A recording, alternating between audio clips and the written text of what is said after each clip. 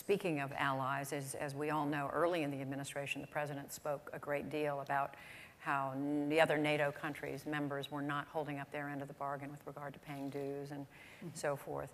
How important is it that the United States remain in that NATO alliance, do you think? I served in NATO and at NATO headquarters in the 1980s as a young officer, and I believe that we're stronger together than any one of us would be alone, and that our allies are vitally important.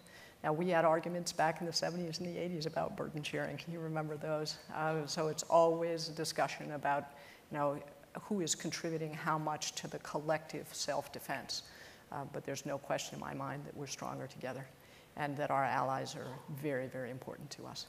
Very different subject. In the last month or so, the president issued an order with regard to individuals in the military who are transgender. How has that affected the Air Force?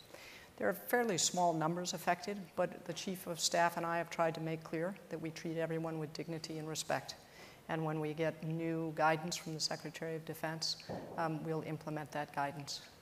But every airman who is wearing the uniform is an airman, and they're worthy of dignity and respect. What is the guidance right now?